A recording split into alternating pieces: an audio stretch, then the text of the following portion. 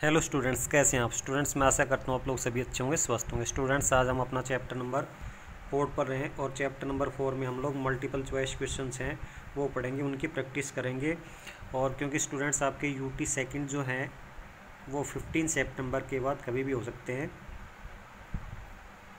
Second UT जो है वो 15 सितंबर के बाद कभी भी हो सकते हैं। और यूटी सेकंड जो है उसमें आपका कौन सा चैप्टर आएगा? चैप्टर नंबर 3 आएगा और चैप्टर नंबर 4 आएगा। ये 2 चैप्टर आएंगे, चैप्टर 3 और चैप्टर 4 आएंगे। ठीक है स्टूडेंट्स, तो आपको यूटी सेकंड के लिए आपको चैप्टर नंबर 3 और चैप्टर नंबर 4 को रिवाइज कर लेना है। और इसमें जो मल्टीपल चॉइस क्वेश्चंस बनते हैं वो आपको बहुत ही अच्छी तरह से रिवाइज करने हैं, क्योंकि आपका यूनिट टेस्ट होगा उसमें मल्टीपल चॉइस क्वेश्चन ही आएंगे और वो 20 क्वेश्चन आएंगे। ठीक है, जैसे आपका फर्स्ट यूटी हुआ था ना, उसी तरह का दूसरा यूटी भी होगा। तो हम लोग अपना फर्स्ट क्वेश्चन देख लेते हैं। इसमें दे रखा है 12 less than 10 times x is written as. ठीक है, रिटर्न एज। तो इसको कैसे लिखा जाए वो हम देख लेते हैं। तो 10 टाइम्स x, तो 10 टाइम्स x तो यानी 10 टाइम्स हो गया x का, और 12 लेस, उसमें से 12 लेस।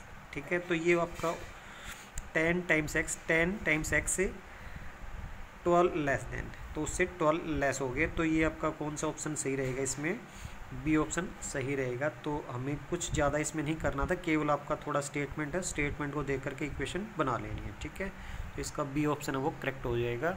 तो स्टूडेंट्स, इस तरह से हम लोग अपना ये फर्स्ट क्वेश्चन कर सकते थे। अभी हम सेकंड क्वेश्चन देख लेते हैं। A boy had 2x rupees. एक जो लड़का है उसके पास 2x रुपीज़ हैं। ही स्पेंट 85 पैसे, और उसने 85 पैसे खर्च कर दिए हैं। How many rupees were left with him. उसके पास अब कितने रुपए बच गए ये आपको बताना है। तो स्टूडेंट्स, इसमें हमें ऑप्शन को देखना पड़ेगा, क्योंकि यहाँ पर ये तो रुपीज़ दे रखे और ये हैं पैसे। तो हमारा जो ऑप्शन है, यहाँ पे रुपये दे रखा है, यहाँ पे रुपीज़ दे रखा है, यहाँ पे रुपीज़ दे रखा है, यहाँ पे रुपीज़ दे रखा है। तो हमें इनको सभी को रुपीज़ में बदलना है। तो हमारे पास क्या था? ये 2x रुपीज़ थे, उसमें उस बॉयज़ के पास 2x रुपीज़ थे। तो रुपीज़ आपके उसके पास कितने थे? 2x। ठीक है, और उसमें से उसने 85 पैसे खर्च कर दिए। तो 85 पैसे हैं, इनको भी रुपए में बदलना पड़ेगा। तो 85 पैसे जो हैं, 85 पैसे हैं, वो क्या होते हैं? 85 को अगर मैं 100 से डिवाइड कर देता हूँ तो ये क्या बन जाता है? आपका रुपीज़ बन जाता है, क्योंकि 1 रुपये में 100 पैसे होते हैं। तो हमें जितने भी पैसे होते हैं उनको रुपए में अगर बदलना है तो हमें 100 से डिवाइड करना होता है। ठीक है, तो ये 85 पैसे, 85 पैसे यहाँ पर, इसको रुपीज़ में बदलेंगे तो हमारा कितने हो जाएगा? 85 और बाई 100। तो ये आपके रुपीज़ उसके पास होने चाहिए, क्योंकि उसके पास 2x रुपीज़ पहले थे और 85 पैसे उसने खर्च कर दिए। तो 85 पैसे का मतलब 85/100 ये रुपीज़ हो गए आपके। तो ये भी रुपी, ये भी रुपीज़। तो रुपीज़ में से रुपीज़ माइनस करेंगे तो रुपीज़ ही बचेंगे ना। तो ये आपका ऑप्शन, ये वाला ऑप्शन सही होना चाहिए। तो ये ऑप्शन आपका कहाँ दे रखा है? ये वाला ऑप्शन आपका यहाँ पर दे रखा है। सी ऑप्शन आपका करेक्ट हो जाएगा। ठीक है, सी ऑप्शन करेक्ट हो जाएगा। इसमें यहाँ पर ये क्यों नहीं हो सकता? क्योंकि यहाँ पे रुपीज़ दे रखा है, इसका मतलब ये भी रुपीज़ होना चाहिए, ये भी रुपीज़ होना चाहिए। लेकिन ये तो रुपीज़ है, लेकिन ये पैसे हैं, तो ये इनको माइनस नहीं किया जा सकता ऐसे। ठीक है, इसमें ये 2x है, इसको यहाँ से 100 से मल्टीप्लाई कर दिया तो ये तो पैसे बन गए। और ये पैसे में से पैसे जब माइनस करेंगे तो यहाँ पे पैसे आने चाहिए, लेकिन यहाँ पे रुपीज़ दे रखा, तो ये ऑप्शन भी आपका सही नहीं रहेगा। और इसमें क्या है? यहाँ पर क्या कर रखा है इसने? ये पूरी लाइन खींच रखी है, इसके नीचे 100 लिखा है। तो इसका मतलब ये भी पैसे हैं और ये भी पैसे हैं, तो फिर इनके रुपए बनाए गए। तो ये तो पैसे हैं, लेकिन ये पैसे नहीं है, ये तो रुपीज़ थे 2x। ठीक है, तो ये वाला ऑप्शन भी सही नहीं है। तो आपका सी ऑप्शन इसमें इस तरह से करेक्ट हो जाएगा। तो स्टूडेंट्स, अभी हम अपना थर्ड क्वेश्चन देख लेते हैं। तो थर्ड क्वेश्चन में क्या करना आपको? करेक्ट सॉल्यूशन ऑफ, ये जो दे रखा है ये 7 + p, 7 + p = 15, इसका करेक्ट सॉल्यूशन वो आपको बताना है। तो क्योंकि p की वैल्यू निकालनी है तो p को हमने इधर रखा, 15 तो आपका इधर था ही, और 7 इसके साथ ये प्लस हो रहा है तो इधर जाके ये माइनस हो गया। तो p = क्या आएगा? 15 - 7, 15 में से 7 माइनस किए तो कितने आ गए? 8 आ गए। तो p की वैल्यू कितनी आनी चाहिए?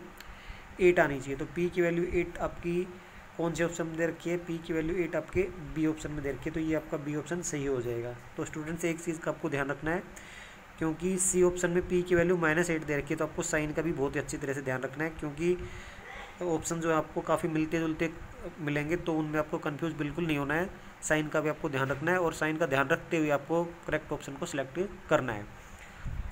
अभी स्टूडेंट्स हम लोग अपना फोर्थ क्वेश्चन देख लेते हैं। तो फोर्थ क्वेश्चन में क्या करना आपको, the sum of m 2m and 5m is -32, the value of m is, तो m है, फिर 2m और 5m, इनका सभी का सम कितना दे रखा है, -32 दे रखा है।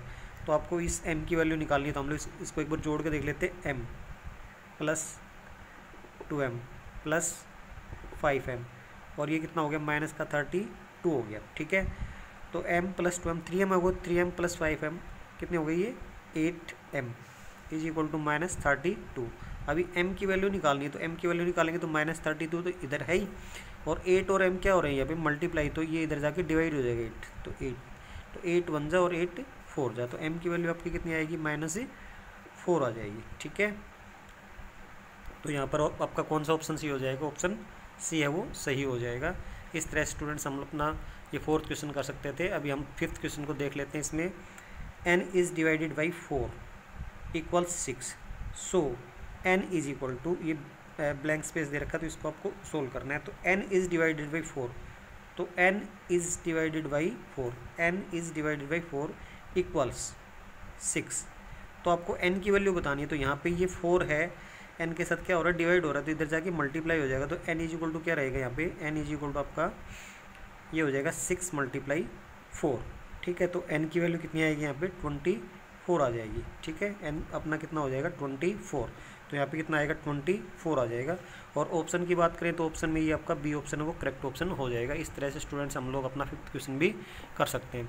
अब स्टूडेंट्स हमारा होमवर्क का टाइम हो गया, तो होमवर्क में आपको क्या करना है, रिवाइज MCQs इन रफ नोटबुक, और ये कौन से चैप्टर के करने हैं, चैप्टर नंबर 4 के MCQ आपको रिवाइज करने हैं।